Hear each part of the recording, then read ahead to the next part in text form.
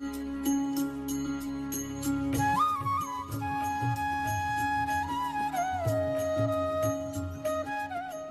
friends, welcome to Sai KS Kitchen. இன்னைக்கு நம்ம பார்க்க போகிறது கேரளா ஸ்பெஷல் எரிஷேரி மத்தங்காய் எரிஷேரி. மத்தங்காய் அப்படின்னா பம்கின், ரெட் பம்கின்.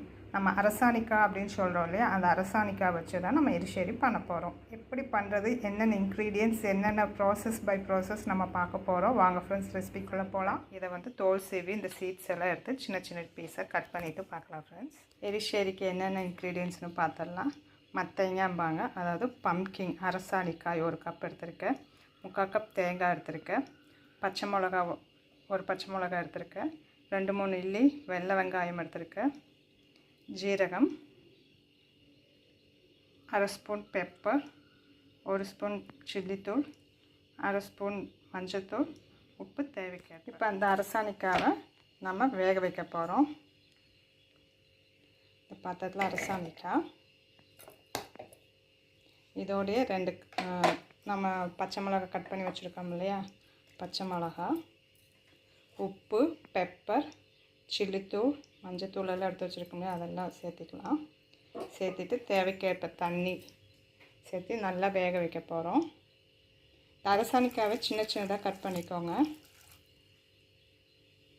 ஏன்னா வேக வச்சு நமக்கு லைட்டாக மசிச்சு விடணும். அதனால லைட்டாக சின்ன சின்னதாக கட் பண்ணிக்கோங்க. அப்போ தான் வேகிறது கொஞ்சம் ஈஸியாக இருக்கும். இதை வேக வச்சுட்டு பார்க்கலாம். இதை நல்லா மிக்ஸ் பண்ணி விட்டுட்டு நம்ம மூடி போட்டு நல்லா வேக வைக்க போகிறோம். ஃப்ரெண்ட்ஸ் பாருங்கள், இப்போ நல்லா வெந்துருச்சு. இதை நல்லா மசிச்சு விட்டுக்கணும். ஓரளவுக்கு நல்லா மசிச்சு விட்டுட்டு இப்போ நம்ம ஒரு எடுத்து வச்சுருக்க தேங்காய் வந்து அரைக்கணும். அரைச்சி இதில் சேர்த்தணும். ஆகட்டும். இப்போ மிக்ஸி ஜாரில் நம்ம எடுத்து வச்சுருக்க 3/4 கப் தேங்காய், பூண்டு, அப்புறம் பார்த்திங்கன்னா ஜீரகம், இதெல்லாம் நல்லா மை மாதிரி அரைச்சிட்டு 1/2 டம்ளர் தண்ணி ஊற்றி மை மாதிரி அரைச்சிட்டு பார்க்கலாம் ஃப்ரெண்ட்ஸ். பாருங்கள், இப்போ நம்ம அரைச்சாச்சு. அரைச்சதை இதில் சேர்த்திடலாம்.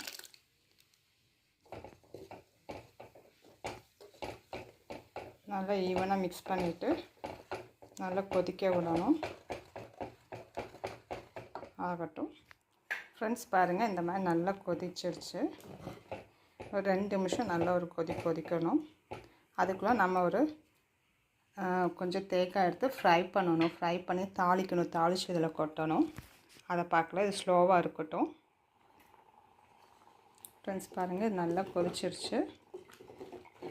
இப்போ இதை ஆஃப் பண்ணிடலாம்.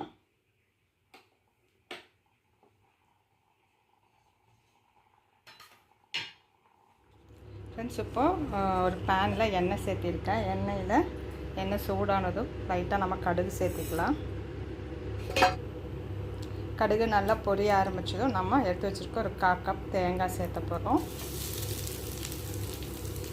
தேங்காய் வந்து நல்லா கோல்டன் எல்லோ கலர் வர அளவுக்கு நம்ம தேங்காவை நல்லா ஃப்ரை பண்ணிக்கணும்.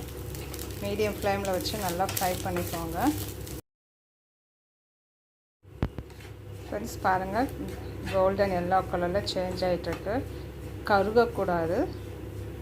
இந்த மாதிரி நல்லா கோல்டன் எல்லோ கலர். இந்த இதுலேயே வந்து பார்த்திங்கன்னா தேங்காய் வந்து இந்த வறுத்து போடுறது தான் ரொம்ப டேஸ்டியானது. இது வந்து கறியிருச்சுன்னா ஃபுல் ரெசிபி அந்த டிஷ் அப்படியே வந்து டேஸ்ட் அப்படியே மாறிடும். ஸோ நல்லா இன்னும் கொஞ்சம் நல்லா கோல்டன் எல்லோ கலர் வரணும்.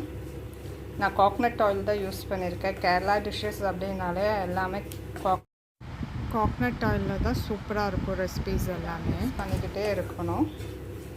ஈவனாக எல்லா பக்கம் தேங்காய் ஃப்ரை ஆகணும். ஃப்ரை ஆகிற அளவுக்கு நல்லா கலர் சேஞ்ச் ஆகிட்டுருக்கு. கருகக்கூடாது. இந்த மாதிரி நல்லா கோல்டன் எல்லோ கலர் வரணும்.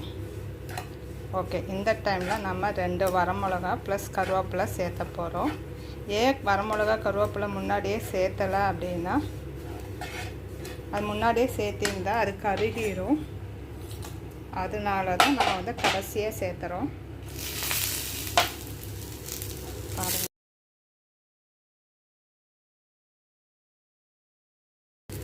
ஓகே, இப்போ ஸ்டவ் ஆஃப் பண்ணியாச்சு.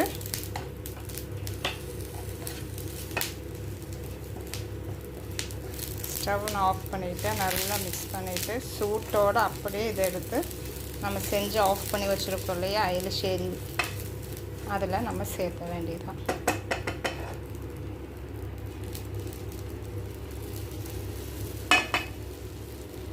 நல்லா மிக்ஸ் பண்ண வேண்டியதுதான். நம்ம எலிசேரி ரெடி. சூப்பராக வந்திருக்கு ஃப்ரெண்ட்ஸ். நம்ம டேஸ்ட் பண்ணி பார்க்கலாமா? சூப்பராக டேஸ்ட்டு செமையாக இருக்குது ஃப்ரெண்ட்ஸ். அவ்வளோ அட்டகாசமாக வந்திருக்கு. நீங்களும் செஞ்சு பாருங்கள் ஃப்ரெண்ட்ஸ். பாருங்கள், நம்ம எலிசேரி ரெடி. வா, பார்க்கும்போதே அந்த தேங்காயோட ஸ்மெல் சூப்பராக இருக்குது. அப்படியே எடுத்து சாப்பிட்லாம் போல் இருக்குது ஃப்ரெண்ட்ஸ். நீங்களும் செஞ்சு பாருங்கள். செஞ்சு இந்த ரெசிபி எப்படி இருக்குன்னு எனக்கு கமெண்ட்ஸ் பண்ணுங்கள் ஃப்ரெண்ட்ஸ். லைக் பண்ணுங்கள், ஷேர் பண்ணுங்கள், நம்ம சேனலை சப்ஸ்கிரைப் பண்ணுங்கள் ஃப்ரெண்ட்ஸ். Emmy Emmy.